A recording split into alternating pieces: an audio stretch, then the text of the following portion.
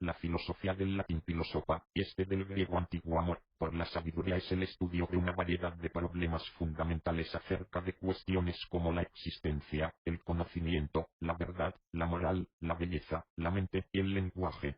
Al abordar estos problemas, la filosofía se distingue del misticismo, la mitología y la religión, por su énfasis en los argumentos racionales, por sobre los argumentos de autoridad, 5, y de la ciencia, porque generalmente lleva adelante sus investigaciones de una manera no empírica, 6, sea mediante el análisis conceptual, los experimentos mentales, la especulación u otros métodos a priori, aunque sin desconocer la importancia de los datos empíricos.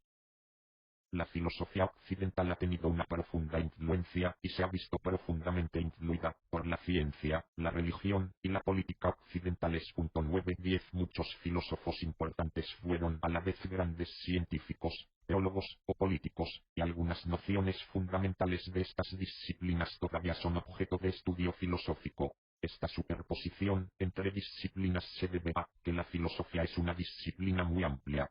En la actualidad, sin embargo, y desde el siglo XIX, la mayoría de filósofos han restringido su área de investigación, y se caracterizan por estudiar las cuestiones más fundamentales y generales. Etimología. Busto de Pitágoras, a quien se atribuye la invención de la palabra filosofía. La invención del término filosofía suele atribuirse al pensador y matemático griego Pitágoras de Samos, aunque no se conserva ningún escrito suyo que lo confirme.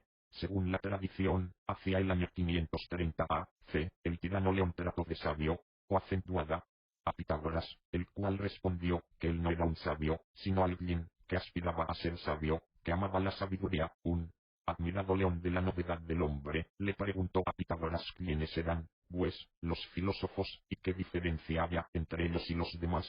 Y Pitágoras respondió que le parecían cosas semejantes la vida del hombre y la feria de los juegos, que se celebraba con toda pompa ante el concurso de Grecia entera, pues, igual que allí, unos aspiraban, con la destreza de sus cuerpos, a la gloria y nombre que da una corona, otros eran atraídos por el lucro y el deseo de comprar y vender.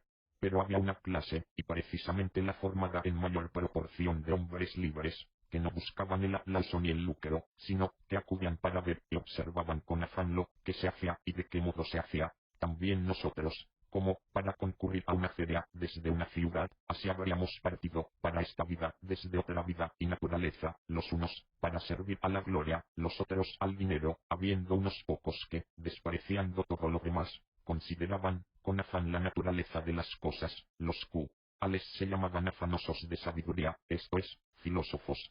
Cicerón, Cuestiones Tusculanas, libro V, capítulos 7-11.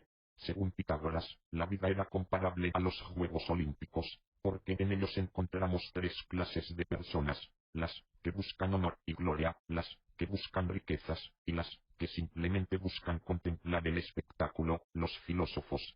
Años más tarde, Platón agregó más significado al término cuando contrapuso a los filósofos con los sofistas.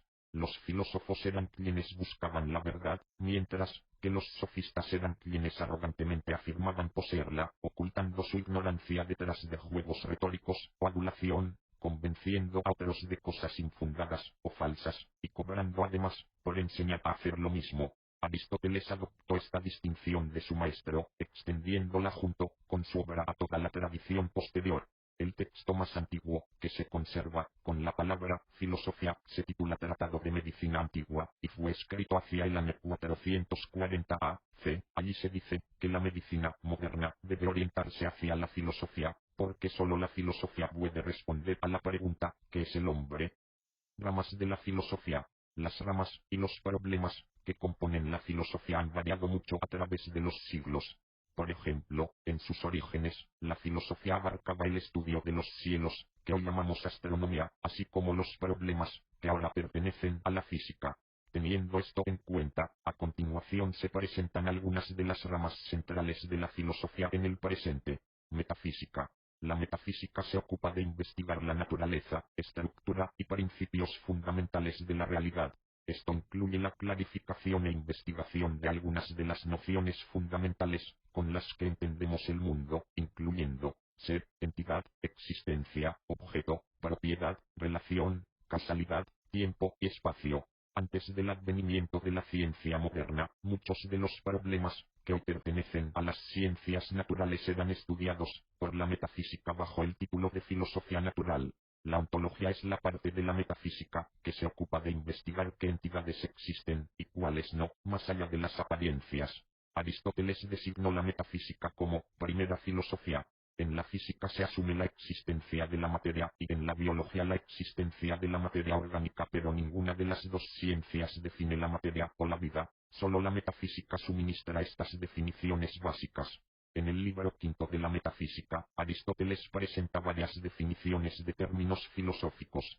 A lo largo de los siglos, muchos filósofos han sostenido que de alguna manera u otra, la metafísica es imposible. Esta tesis tiene una versión fuerte y una versión débil. La versión fuerte es que todas las afirmaciones metafísicas carecen de sentido. Esto depende, por supuesto, de una teoría del significado. Ludwig Wittgenstein y los positivistas lógicos fueron defensores explícitos de esta posición. La versión débil, por otra parte, es que si bien las afirmaciones metafísicas poseen significado, es imposible saber cuáles son verdaderas y cuáles falsas, pues esto va más allá de las capacidades cognitivas del hombre. 24. Esta posición es la que sostuvieron, por ejemplo, David Hume y Immanuel Kant. Gnoseología. La gnoseología es el estudio del origen, la naturaleza y los límites del conocimiento humano. En inglés se utiliza la palabra epistemology, que no hay que confundir con la palabra española epistemología, que designa específicamente el estudio del conocimiento científico, también denominado filosofía de la ciencia. Muchas ciencias particulares tienen además su propia filosofía, como, por ejemplo, la filosofía de la historia, la filosofía de la matemática, la filosofía de la física, etc. El experimento mental del cerebro en una cubeta puede poner a prueba distintas teorías acerca del conocimiento. Dentro de la gnoseología, una parte importante, que algunos consideran incluso una rama independiente de la filosofía, es la fenomenología. La fenomenología es el estudio de los fenómenos, es decir, de la experiencia de aquello que se nos aparece en la conciencia. Más precisamente, la fenomenología estudia la estructura de los distintos tipos de experiencia, tales como la percepción, el pensamiento, el recuerdo, la imaginación, el deseo, etc. Algunos de los conceptos centrales de esta disciplina son la intencionalidad, la conciencia y los qualia, conceptos que también son estudiados por la filosofía de la mente. En la gnoseología se suele distinguir entre tres tipos de conocimiento: el conocimiento proposicional, el conocimiento práctico o performativo, y el conocimiento directo, actance. El primero se asocia a la expresión saber qué, el segundo a la expresión saber cómo, y el tercero, en el español, se asocia a la expresión conocer, en vez de saber. Así decimos, por ejemplo, que en la biología se sabe que los perros son mamíferos. Este es un conocimiento proposicional.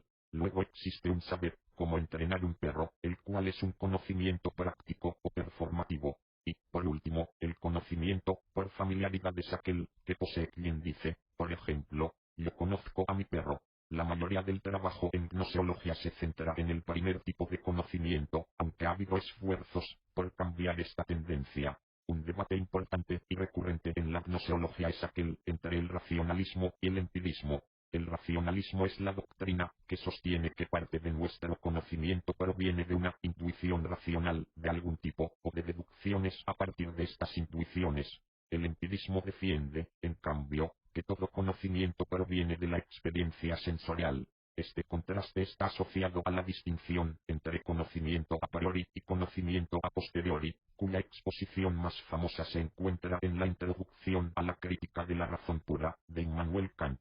Aún otra distinción influyente fue la que promovió Bertrand Russell entre conocimiento por familiaridad y conocimiento por descripción. El primer tipo de conocimiento es el conocimiento directo, como puede ser una percepción o un dolor.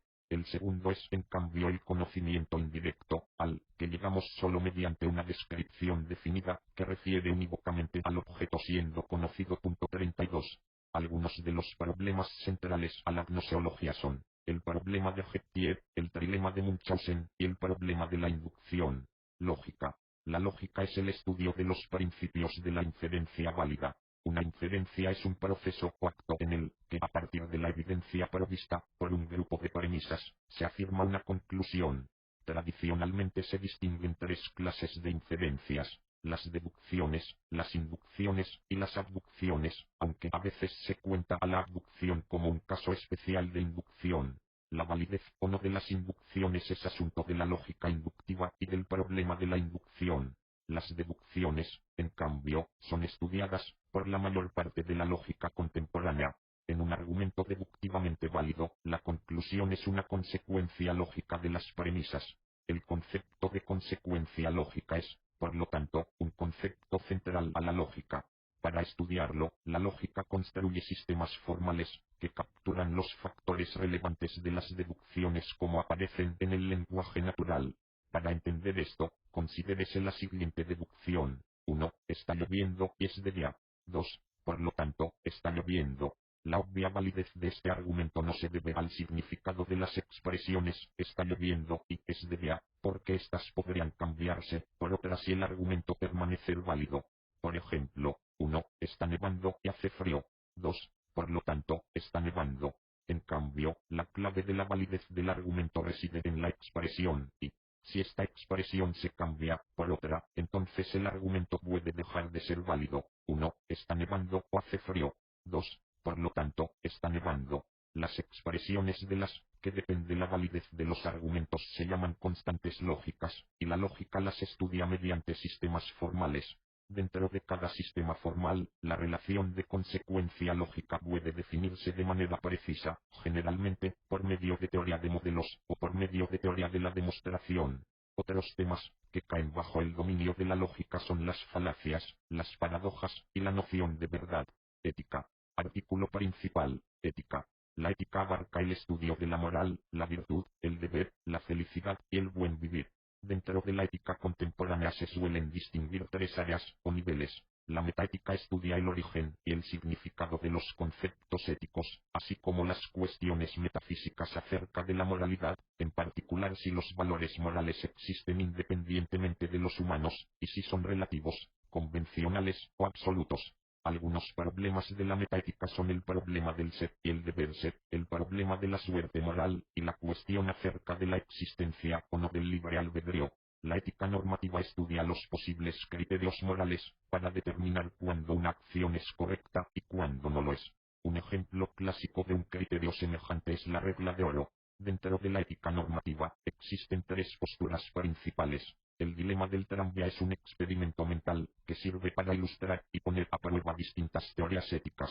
O el consecuencialismo sostiene que el valor moral de una acción debe juzgarse solo basándose en si sus consecuencias son favorables o desfavorables. Distintas versiones del consecuencialismo difieren, sin embargo, acerca de cuáles consecuencias deben considerarse relevantes para determinar la moralidad o no de una acción. Por ejemplo, el egoísmo moral considera que una acción será moralmente correcta solo cuando las se